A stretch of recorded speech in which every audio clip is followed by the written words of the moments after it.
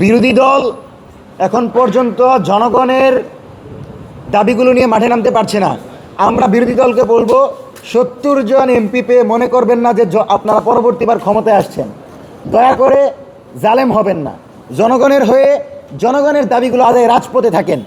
দর্শন চাঁদাবাজির বিরুদ্ধে বিরোধী দল রাজপথে থেকে দর্শকদেরকে ২৪ ঘন্টার ভিতরে গ্রেফতার করাবে, চাঁদাবাজদেরকে গ্রেফতার করাবে, বাংলাদেশের জনগণের যে কোনো ন্যায্য দাবি আদায় মাঠে থাকবে, এটা আমাদের চাওয়া ছিল।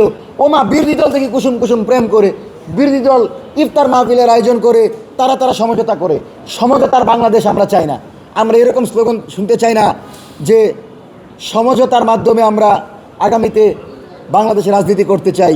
এই ধরনের কোনো ধরনের আলাপ আমরা শুনতে চাই না। সমঝোতা হবে আওয়ামী লীগ প্রশ্নে। আমরা সমঝোতা করে আওয়ামী লীগকে কীভাবে সাইজ করা যায় সেই সিদ্ধান্ত নেব। আমরা সমঝোতা করে বাংলাদেশের কোন কোন প্রান্তে পাহারা দিয়ে আওয়ামী লীগের বিরুদ্ধে প্রতিরোধ করা যায় সেই সিদ্ধান্ত নিব। কিন্তু সমঝোতা করে কোনো একটা এজেন্ডা বাস্তবায়ন করার উদ্দেশ্যে আওয়ামী লীগকে বাংলাদেশে প্রবেশ করাতে চাইবেন আর আমরা বসে বসে আঙ্গুল চুষবো, সেই দিন শেষ। সুতরাং যে দলে আওয়ামী লীগকে স্পেস দিতে চাইবে তাদের বিরুদ্ধে আমাদের সংগ্রাম। এবং আওয়ামী লীগ